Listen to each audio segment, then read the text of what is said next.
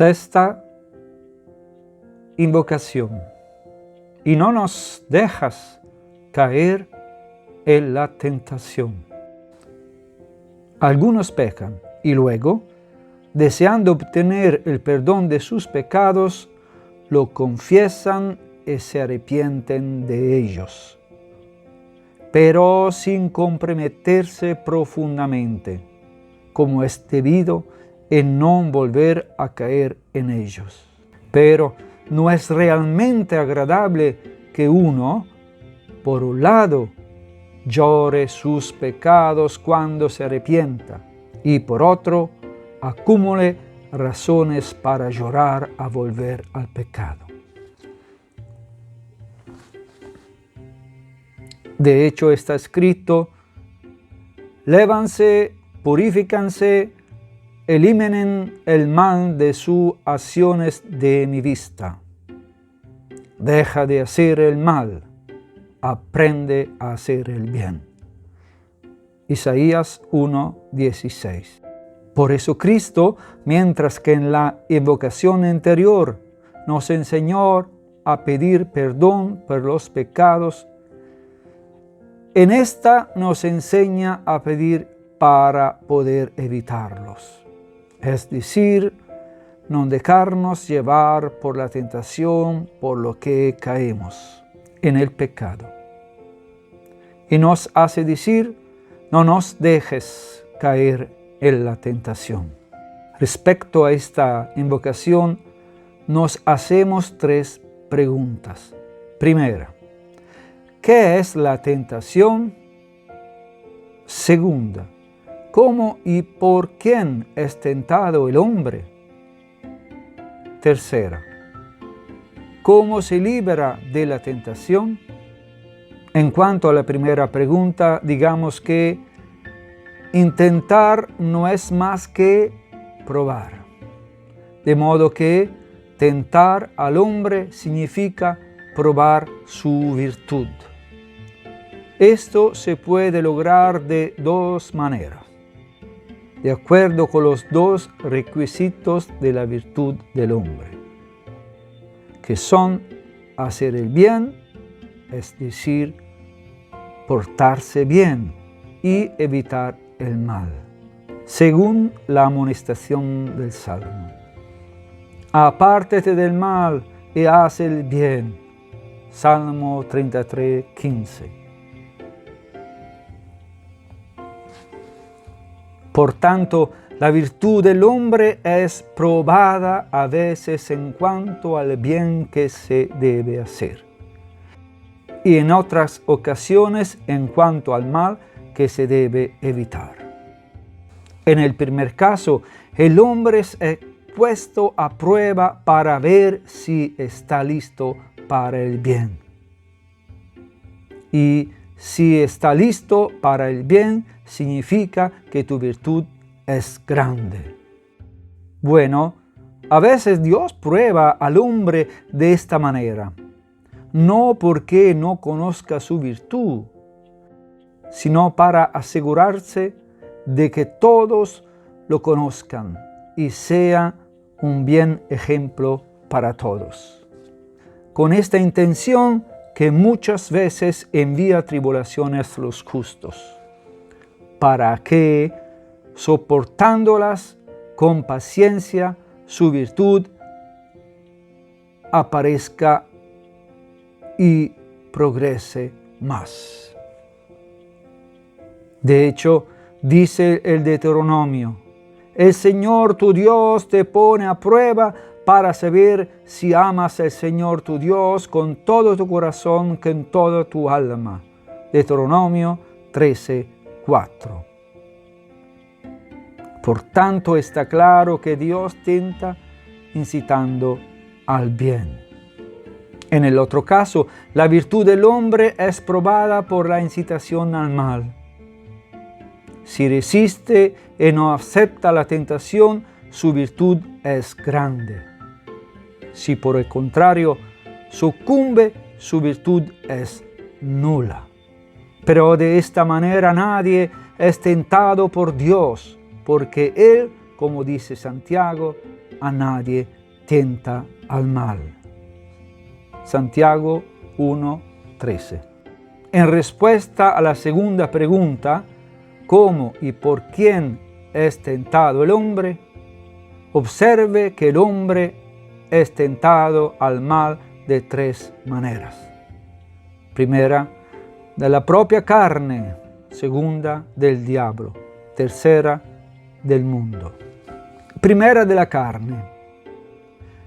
La carne en efecto instiga el mal, porque busca siempre sus propios placeres, en los que, siendo placeres carnales, a menudo hay pecado por el hecho de que quienes se dejan absorber por ellos descuidan los del espíritu. Cada uno es tentado por su propia concupiscencia, que lo atrae y seduce. Luego la concupiscencia concibe e engendra el pecado. Santiago 1:14. Luego la carne intenta distraer al hombre del bien, mientras que el espíritu, en la medida en que depende de él, se deleita siempre en los bienes espirituales. La carne con su peso es un estorbo, porque un cuerpo corruptible pesa el alma. Sabiduría 9:15. San Pablo escribe sobre este tema: doy mi consentimiento en mi corazón a la ley de Dios, pero en mi miembro veo otra ley que hace la guerra a la ley de mi mente y me hace esclavo de la ley del pecado que es en mis miembros. Romanos 7:22-23.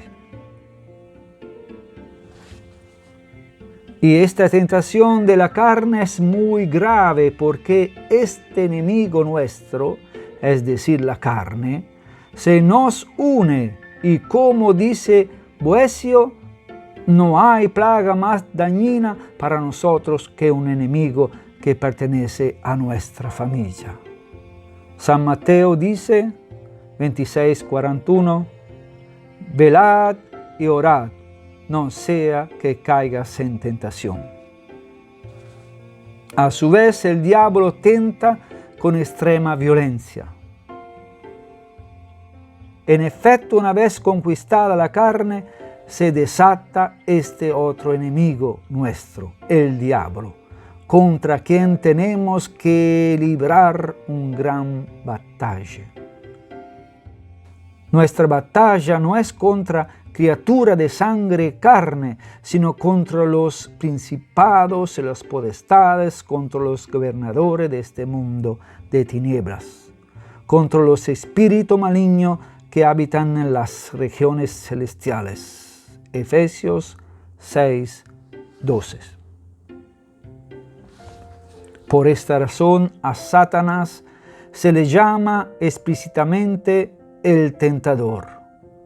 Mateos 4:3, prima de Tesalonicenses 3:5. El diablo usa mucha astucia al intentarlo.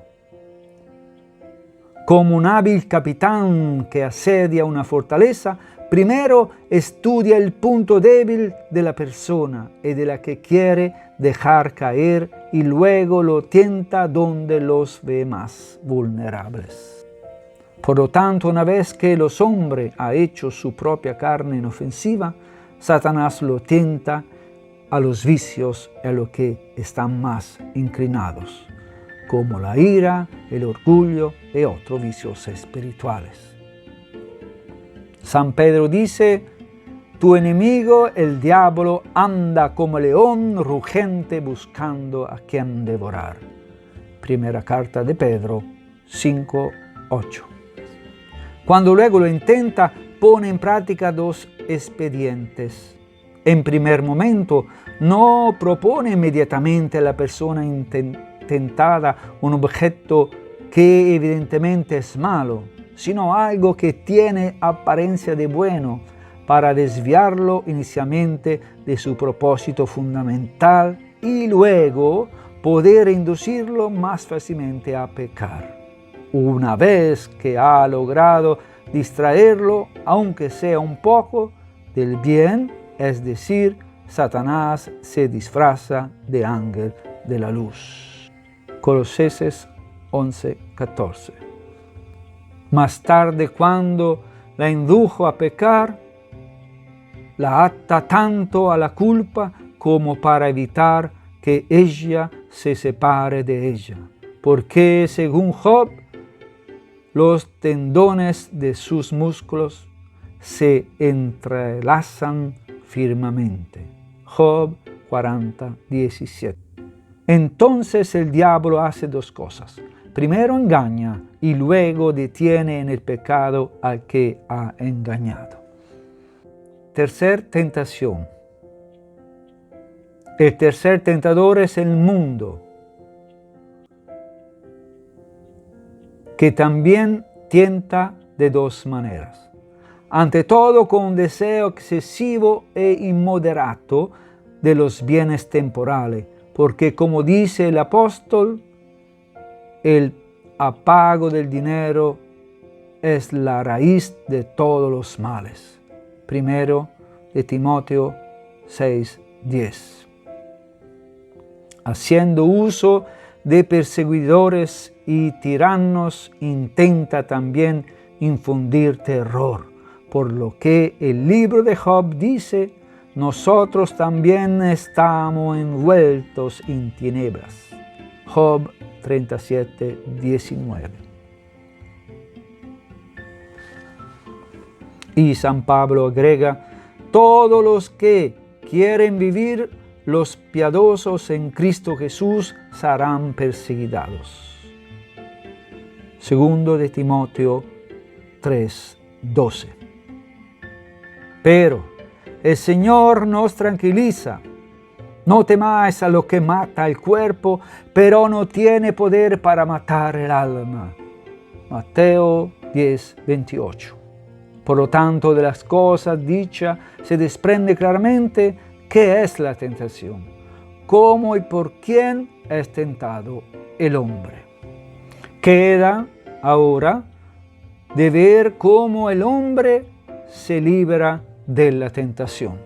Sobre este último punto conviene señalar que Cristo nos enseña a no pedir que nos seamos tentados, pero que no seamos inducidos a la tentación. De hecho, si el hombre vence la tentación, merece la corona. Y por eso Santiago nos amonesta: hermanos míos, consideren la alegría perfecta cuando pasen por todo tipo de prueba. Santiago 1:2. Y el Eclesiastés agrega: hijo, si te presenta para servir al Señor, prepárate para tentación. Siracide 2:1. Por eso se nos enseña a pedir que no se nos deje caer en la tentación, dándole consentimiento. Y San Pablo comenta: hasta ahora no os ha sorprendido ninguna tentación que la humana. De hecho, Dios es fiel y no permitirá que sea tentado más allá de tus fuerzas. Pero con la tentación también te dará la salida y la fuerza para soportarla. Primera de Corintios 10:12. Ser tentado es ciertamente humano, pero permitirlo es diabólico. Quizás Dios induce al mal, haciéndonos decir: no nos dejes caer en la tentación. Respondo que dice que Dios induce al mal en el sentido de que lo permite, ya que, es decir, a causa de sus muchos pecados anteriores, le quita la gracia al hombre, después de lo cual cae en el pecado. Por eso decimos con el salmista, no me desampares cuando me faltan las fuerzas. Salmo 79. Sin embargo, Dios sostiene al hombre para que no caiga en la tentación mediante el fervor de la caridad, que, por pequeña que sea, es suficiente para preservarnos de cualquier pecado. De hecho, las grandes aguas no pueden extinguir el amor. Cantares de los Cantares 8:7.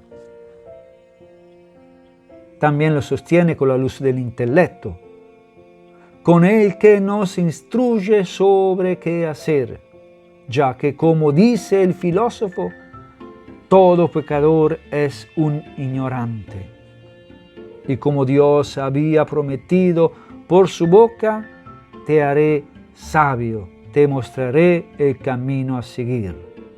Salmo 31:8. David pidió este don invocándolo.